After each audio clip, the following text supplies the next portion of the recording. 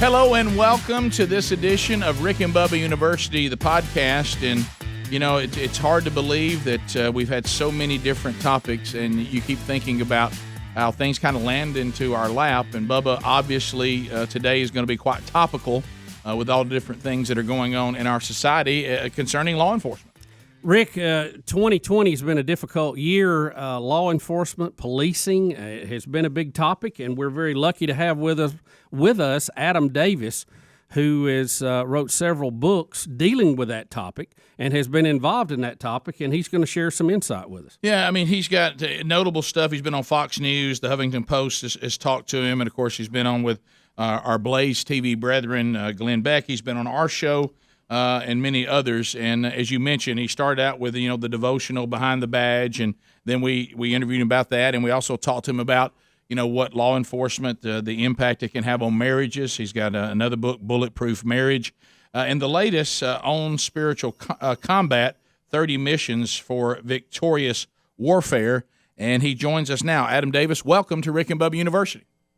Rick and Bubba, thank you so much for having me. What an honor to be a distinguished lecturer in the great Rick and Bubba University.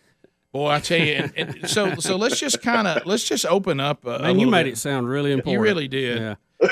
Yeah. You have been talking about this for a long time. Yeah. Being a former police officer, you're now an advocate for those that are in law enforcement from their spiritual health and their mental health and what they go through. You understand the grind, and you've been talking about for a long time the stress that is put on all who answer the call to be in law enforcement. But I don't know, not in my lifetime, okay, let's be clear, not in my lifetime, do I recall a time when law enforcement has been put into a position where they have been deemed to be evil and that not the answer to the problem, but they are the problem. Never before in my lifetime. I'll tell you one of the reasons why I took the oath and swore in as a law enforcement officer was the men that I grew up as a child looking up to, the men that I would see and the character of these men, their integrity, and how they treated their families and their children. And I said, I want to be like that. And, of course, you go into law enforcement to help people, you go in to serve, but I want to be a man like that. And, matter of fact, I remember one of the men I looked up to, SRO, school resource officer in our school, great man, great officer. And in today's society, you have kids walking around with signs that say things we can't even say on the air, and it's horrible. So when you think about the impact that has on law enforcement, I mean, you're on the front lines of this, you're dealing with them. What are you seeing in the lives of officers when they do realize, wait a minute, that sign is not in support of what we do? Because I do know this, doing what we do for a living, and it's just human nature is the reason why I'm asking this. Certainly there's voices of people that are still supporting law enforcement. Right. But human nature, you when people try to encourage you, I can download my email today, and I consider myself to have pretty thick skin. But I can download my email today, and let's just use the number 100, and I get 100 emails. And 95 of them are encouraging me, are trying to build me up, trying to help me. They're appreciative. But then there's 5 that say that I'm the scourge of the earth, I am evil, and they want bad things to happen to me, and they think that I'm a scar on society, not an asset to society. Guess which 5 emails stay with me the whole day? Yep. Yeah. Well, I like to think about it like this. I grew up in church. And not always were the people holding the microphone singing the greatest talent in the church, okay? But who has the microphone that's who everybody has to listen to. And eventually, if that person is the one singing all the time, the crowd's going to start getting a little thinner. That's just the way it is. And right now, we've given the microphone to the people who hate cops. Hatred for cops has existed for a long, long time because criminals hate cops. But there's even times when criminals show respect to cops. What you see right now is the microphone, the bullhorn, has been given to the people who hate cops because it sells. That sells and that drives, and it's reality, and it's political warfare, and it gets a lot of attention. But it does wear on men and women who serve in law enforcement because they are human beings.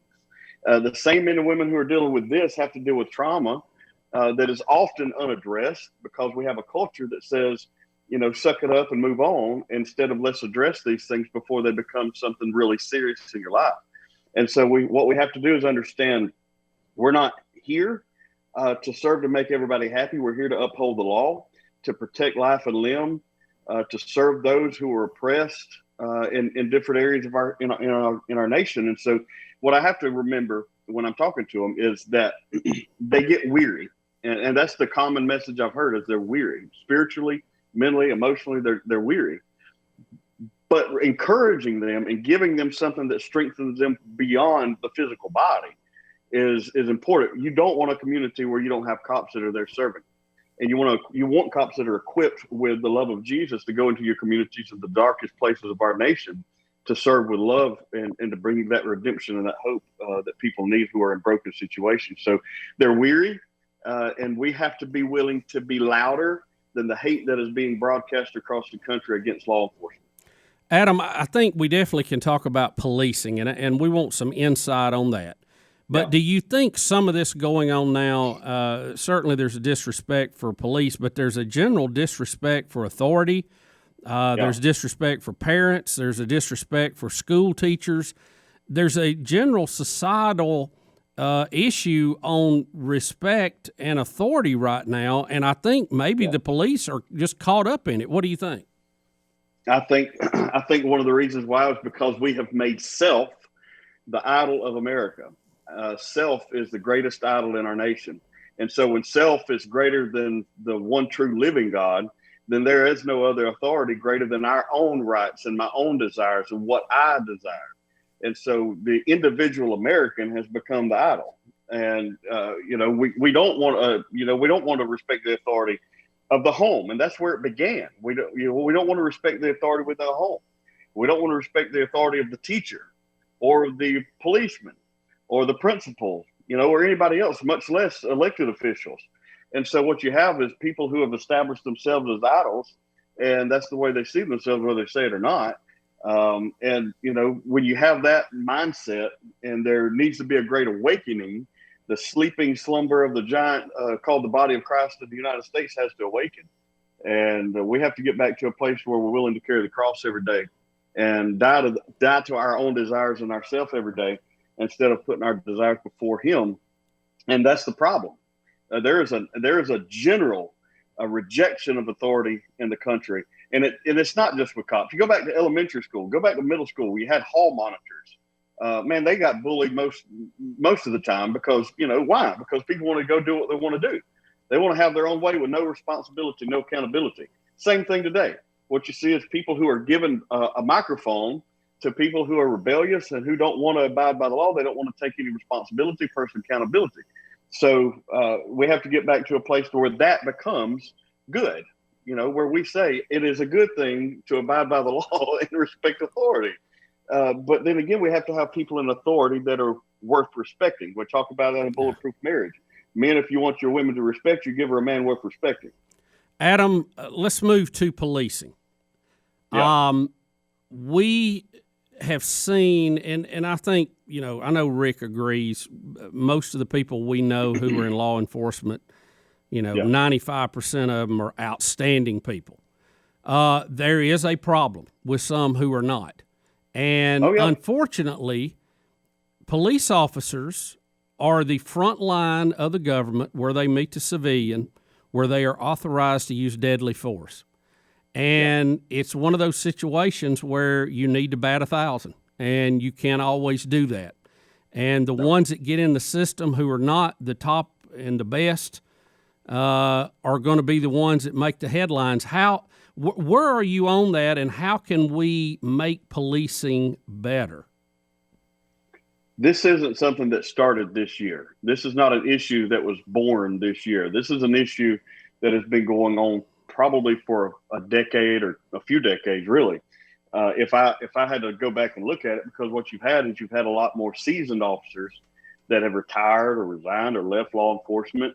And you have, in some places, a squad of patrol officers for a particular shift. Most of them have less than 2 years on the job. You have young officers patrolling the streets. You have more seasoned officers that are supervisors, of course, up the chain.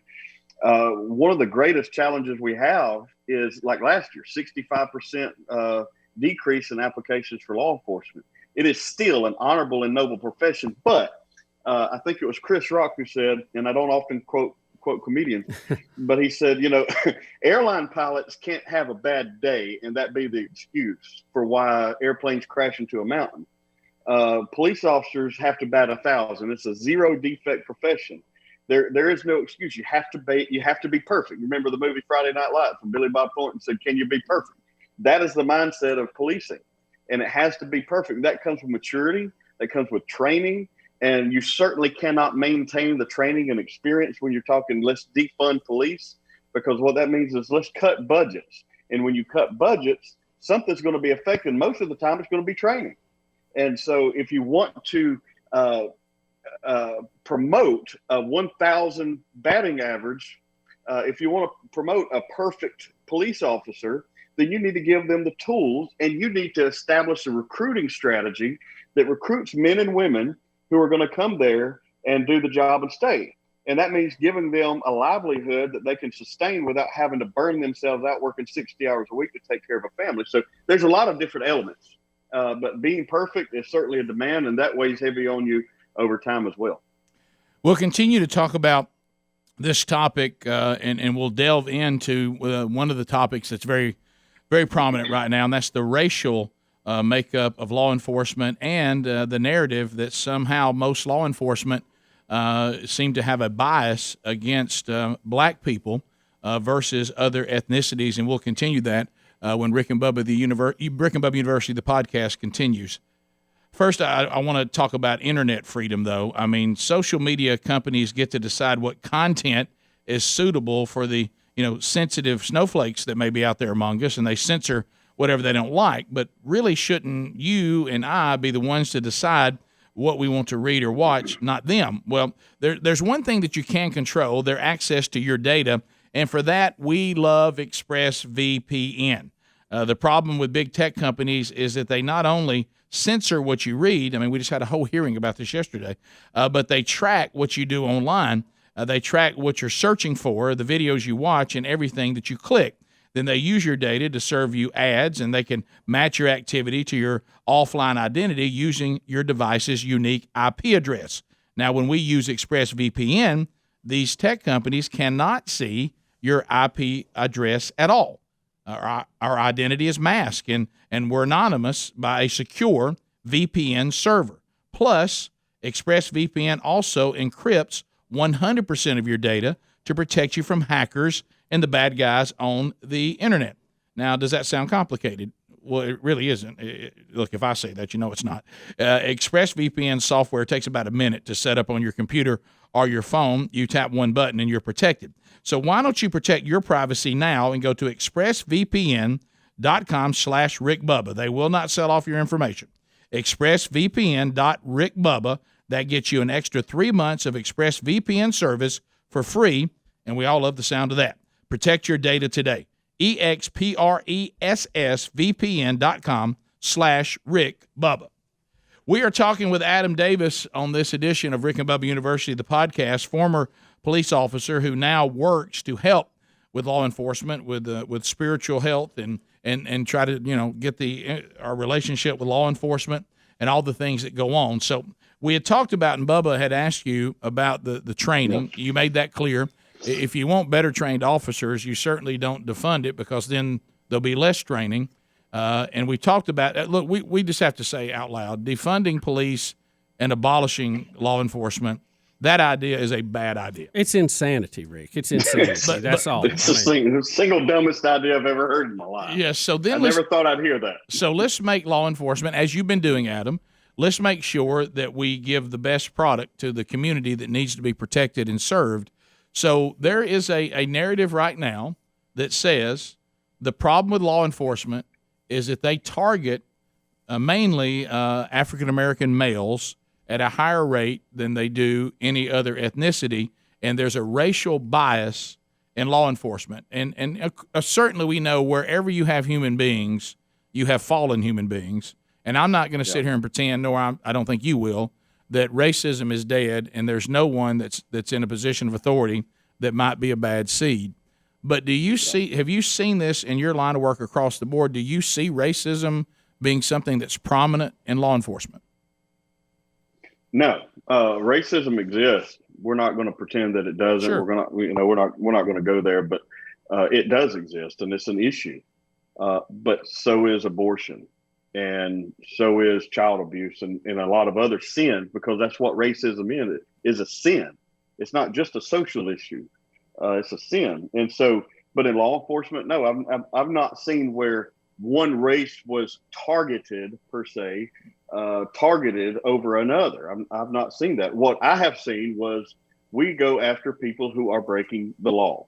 And, if you're breaking the law on a traffic violation or some other criminal violation, then that is who we are after. We are here to enforce the law. And it doesn't matter the color of your skin. It doesn't matter what position you hold in society. That's the way it should be. And it doesn't matter the color of your skin. If you break the law, then you need to pay the price.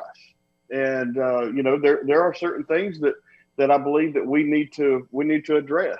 And some things that could be addressed better after the arrest or after the enforcement of the law. Meaning, does rehabilitation work? Is that effective? Are there things that we could do aside from sending people to prison for certain crimes? And I don't know that. I've not committed time to studying that. My focus is making sure that police officers, law enforcement officers across the board are fed spiritually and that they're equipped spiritually. We have a lot of focus on physical wellness, that we train all the time. We train a body that's going to decay and die eventually. We need to take care of the soul that's going to live eternally or die eternally.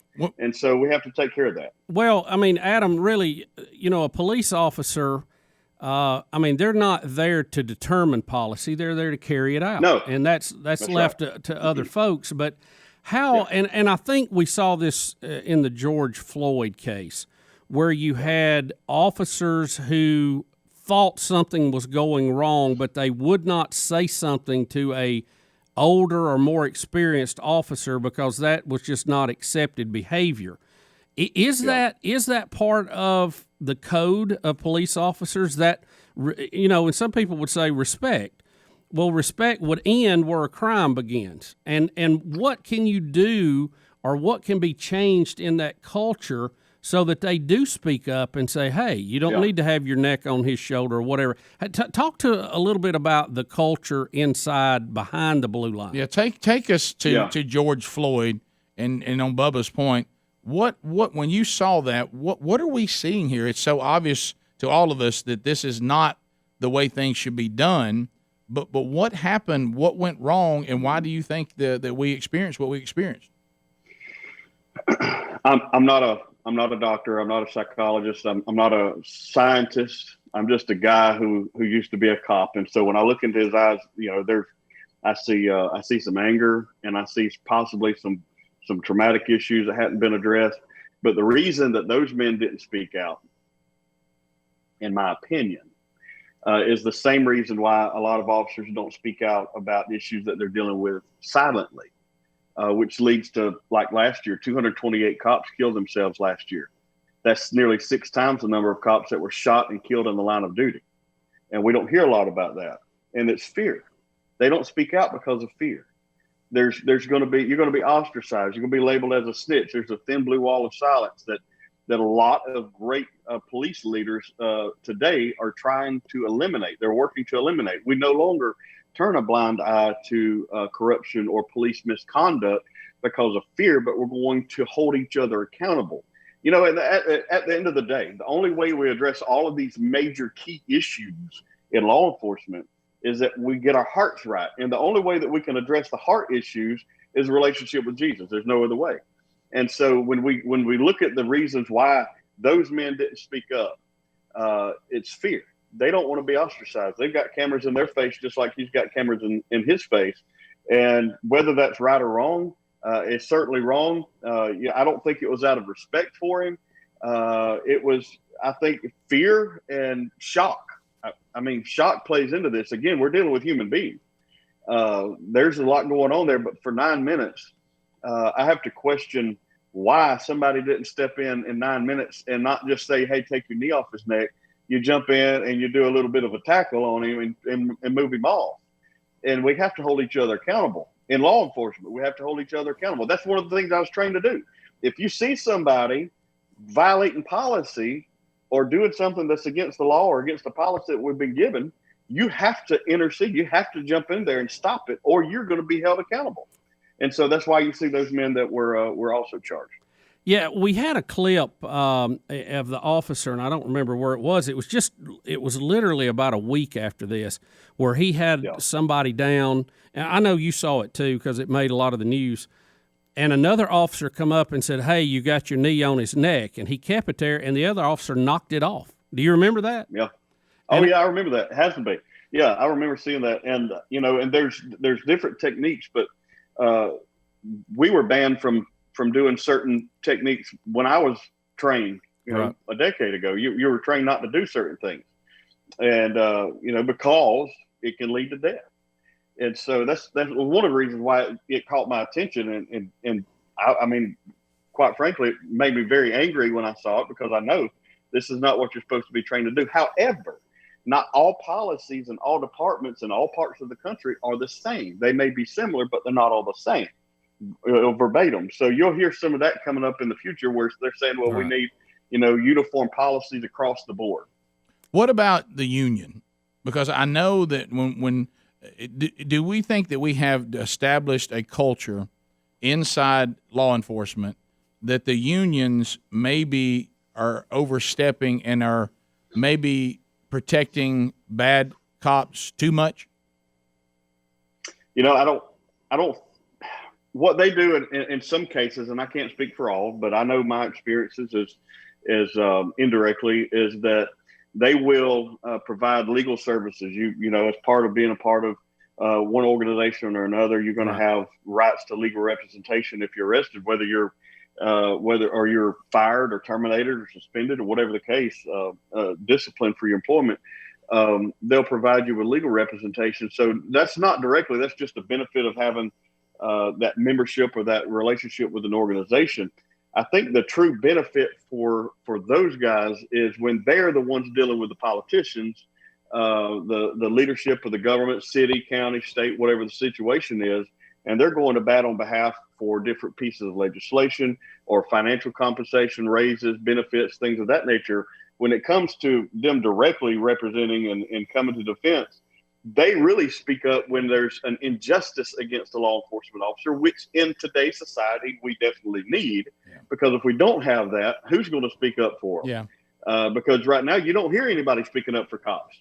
And we have to have people do that. And Adam, we appreciate you answering these tough questions. I mean, these are the things that people talk about in the coffee shops. It's not it's not the normal PTA or the civic club, ring the bell and let's talk about this out in the open. These are the tough subjects that I think we have to talk about to get better. We need to. But you had talked about, and I think this is what we're getting at.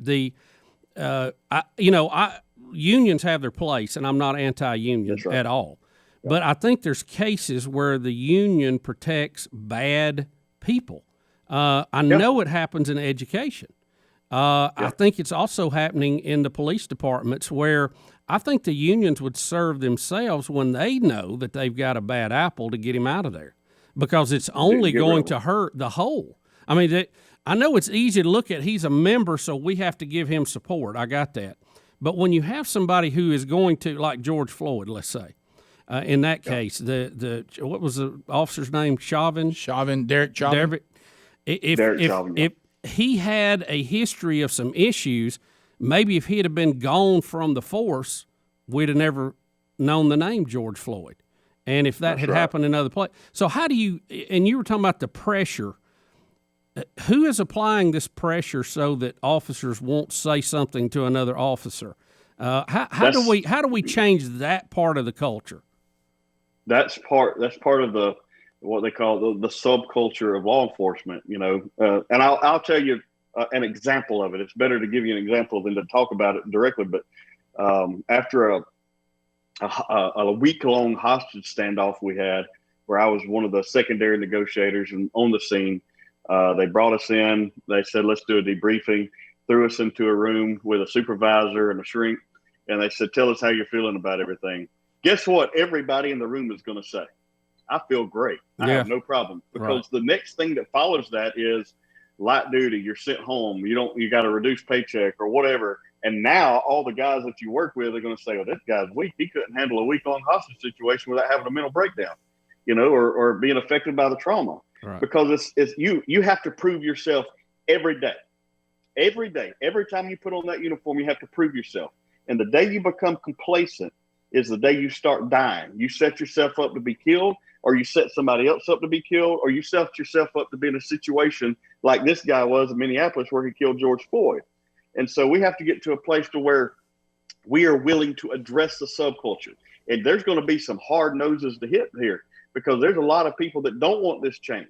But if we are going to see, number one, a change in the subculture where we're not afraid to speak out against corruption, because we're not afraid of going home and our houses being burned or things being gone wrong because there's some deep roots in certain places. You don't want to see that happen. But we also want these guys to get help when they're dealing with true trauma, when they're dealing with post-traumatic stress of any kind, when they've dealt with the death of somebody that they saw or different situations. It's multifaceted. It's not just the corruption. It's the men and women that are taking their own lives, or they're drinking themselves to death, or they're stealing drugs to cope, or whatever they're doing. It's wrong, but we need to get them help. That's our job. We have to get them help. Talking to Adam Davis, you can find out everything about Adam and the speaking he does and the books that he offers at theadamdavis.com. We continue with Adam Davis on Rick and Bubba University, the podcast. So, Adam, when you talk about some of the things you mentioned, you said that, civilians need to continue to speak up, because no one in law enforcement wants there to be officers out there that have the issues that you talked about, men or women that are out there. So civilians do need to speak up. No one is saying that, and you're saying because law enforcement, just like the community, do not want people in this position that shouldn't be there. No, absolutely. No, we don't want. I don't want to serve. I wouldn't want to serve beside somebody that's corrupt or somebody that couldn't do the job. I look at it this way: if you can't get in a foot pursuit and stay with me and have my back, if we're in a foot pursuit and then subsequently a fight, then I don't want you on the job if you don't have integrity and character. If you don't have the heart to stand there and do the right thing, do the right thing.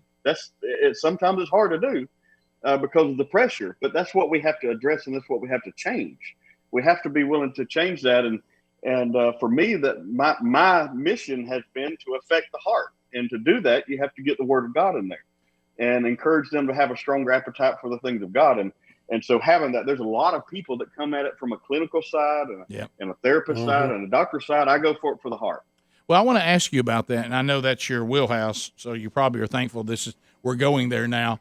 But I wanted to address that because you're right. Bubba and I both have, we do have the superpower of common sense here at Rick and Bubba University, and everything that we see, I had a Bible teacher one time that my wife is in her class, and she said that this teacher said, which is true, all issues are biblical issues. They all are, and they're all spiritual.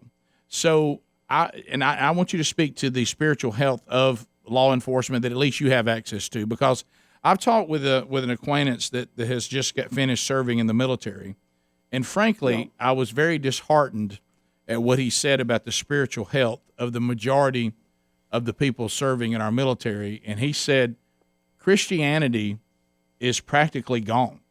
He said that he served in the Marines, and in the area he served, he said, I probably interacted with 1,000 different Marines, and that was his sample.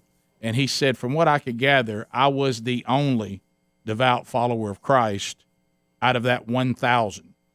And he said that a lot of the people that are serving in the military are spiritually dead, and they've adopted some kind of pagan warrior kind of thing. And when I think about law enforcement, and he had a name for it, but it's this warrior religion that they've come up with, where it's great honor to go out there and die in a blaze of bullets, for your country, or in this case for your community. We certainly want people to be selfless, but we'd rather that selfless attitude not be I want to be some rowdy warrior and be godless, but to have the Jesus version of no greater love has he who lays down his life for his brother. Amen. What do you see? Let's talk about that. What if you right now were taking the temperature of the spiritual health of law enforcement? I mean, is it healthy?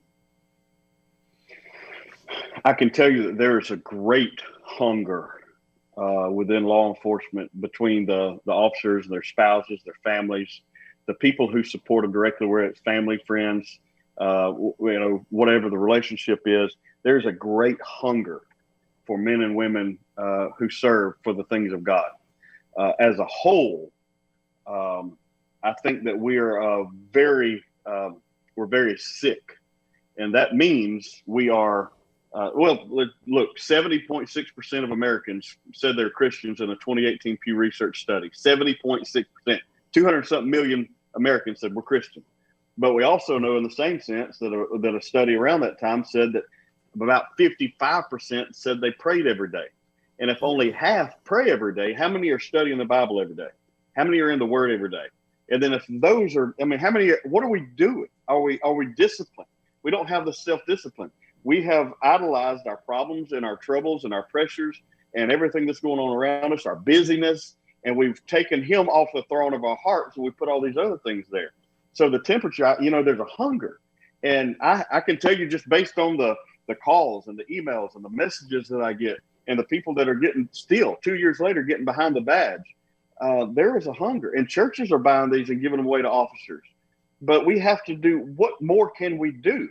I'm trying to find ways to disciple them just beyond a daily devotion, to disciple them. So I'm trying to reach other organizations that can do this and reach out to pastors and get them to help. And so finding ways to reach one more for the kingdom, because there is a hunger. We're cold, but we're hungry. And that's what I can sense just in the conversations I'm having. Some are very hard-hearted, but that's who I really sat down and wrote this book for. Was a sergeant who looked at me one day after I experienced my encounter with Jesus. He sort of changed my life, not sort of, he radically changed my life. And the dude said, you would be better off if just go and kill yourself. Well, we'd all be better off. Just go kill yourself. And, you hear people say stuff like that. And so I sat down and wrote this. I said, if I can reach the hardest of hearts, I can reach any of them. And but they're cold, they're hungry. Some are cold-hearted, but there's a hunger there. And we have to find a way to feed that hunger and show them. Rick, Bubba, listen, I have guys call me and say, how do I pray? I want to pray. How do I pray?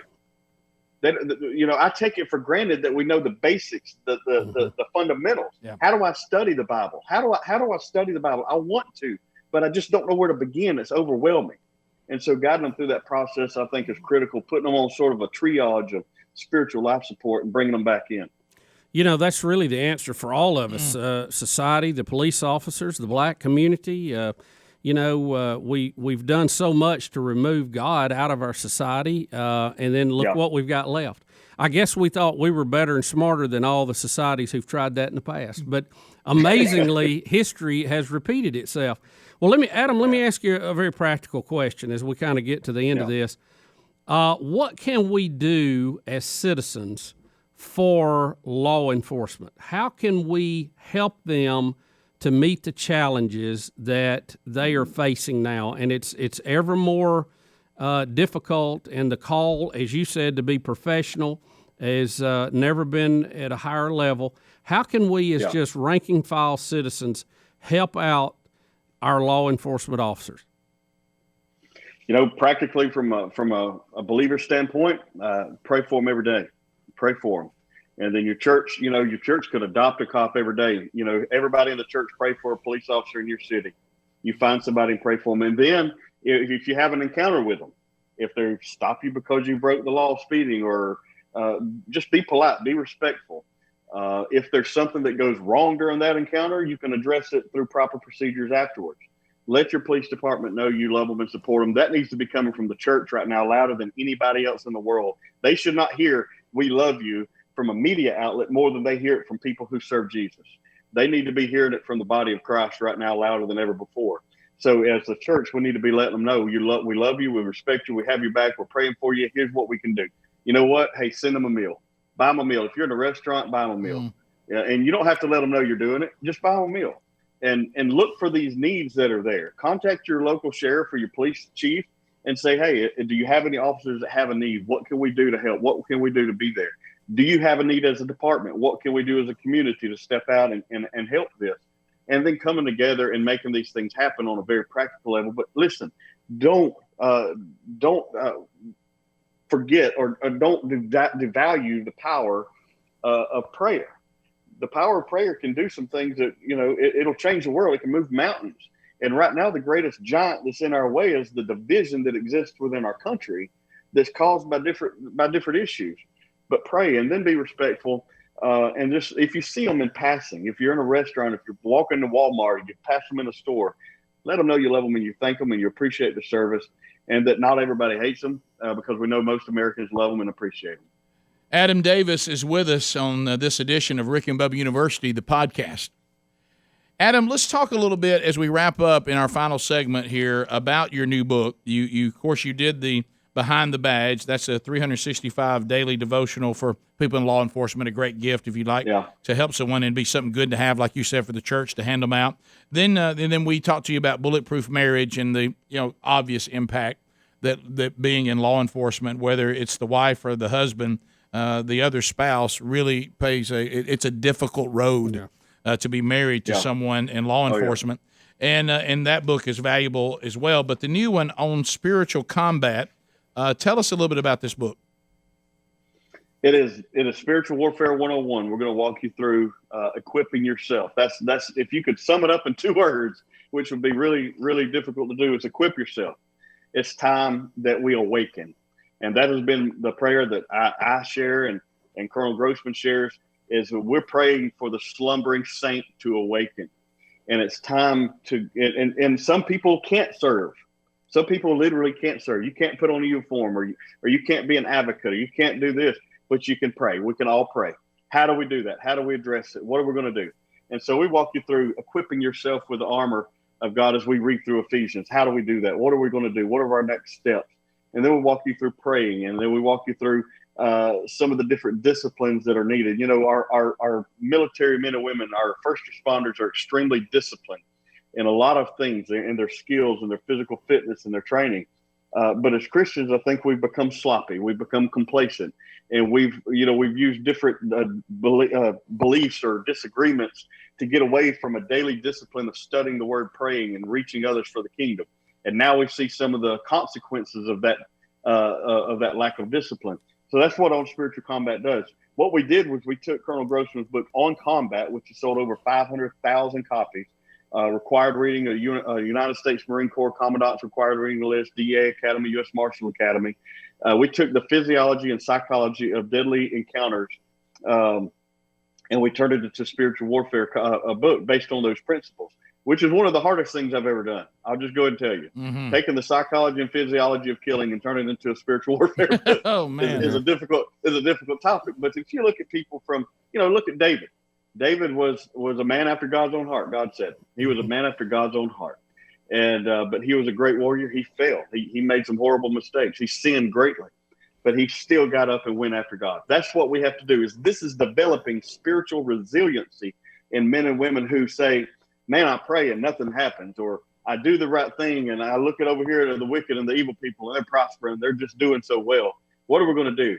So this just walks you through some basics and opens your eyes to, hey, where are all these things in the reality? Where are they coming from? Where are they stemming from?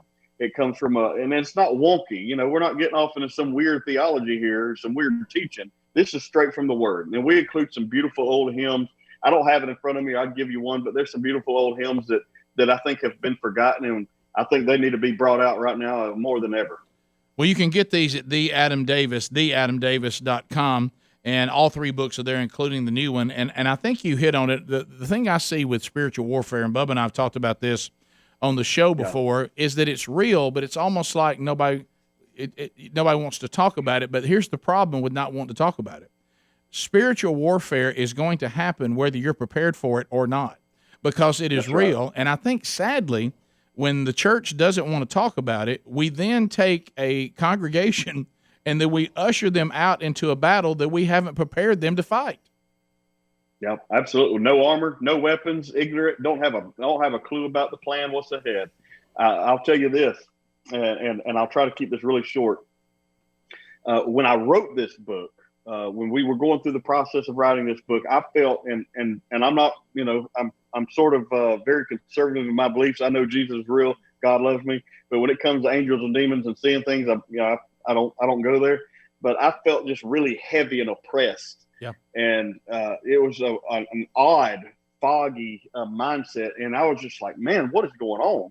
And I thought it was maybe, I was worried or stuff was going on, cluttered mind. And so I'd start worshiping and I'd start praying. And then all of a sudden, a few minutes later, things are totally different. And my kids would just randomly get sick and start vomiting, or a tire would blow out. And then everything would break. We'd have to replace every appliance in the house.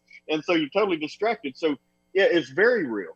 But sometimes we're called to be still, not because we're immature, not because our gifts are not ready, not because he's not ready for us to move, but because he's protecting us.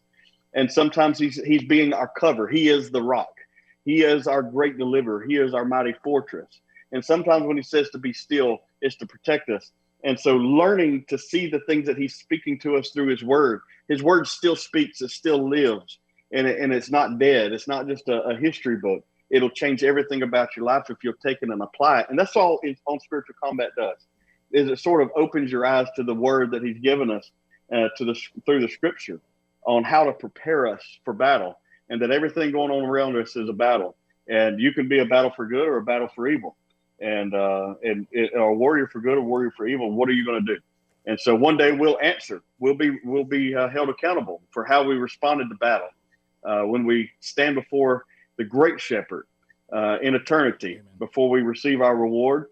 And I hope that I will see you there. I don't know if we'll know each other, but I hope that you will take up your cross. I hope that you'll take up the armor, and that you will join the fight in prayer and spiritual warfare, because right now we need brothers and sisters to come alongside of us and go to war for the kingdom. Yeah, when you look at things, sometimes it just seems so obvious. Bubba and I've talked a lot about Romans 13 and what it has to say about the job the job that law enforcement has been instituted by God to do.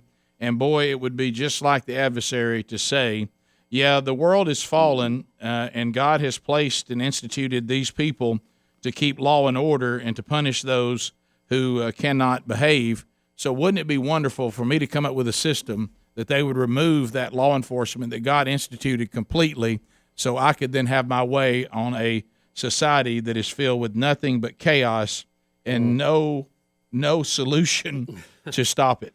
Absolutely. He's not going to stop with cops. No, he's not. And the situations we have with those that shouldn't be in law enforcement is spiritual, and the things that we face that law enforcement has to be called to, those things are spiritual. And we need to all get on the same page and try to solve the problems that we have without destroying the very fabric of what God designed to keep law and order.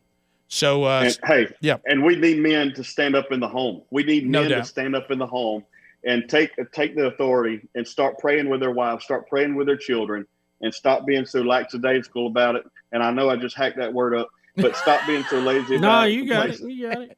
You can't be on with Rick and Bubba and hack any word up. Yeah. No, Adam, you're right. It's so important. Yeah, a lot of the problems that you guys keep being called to, at the heart of those problems, we find fatherlessness.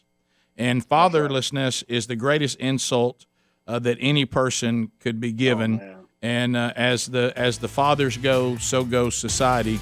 And Satan has known that for a long time, and it's time for the church to go on offense and quit just letting him have that. So, Adam, thanks for the work you're doing. Continue to do it. TheAdamDavis.com is the website for all the different resources that we talked about.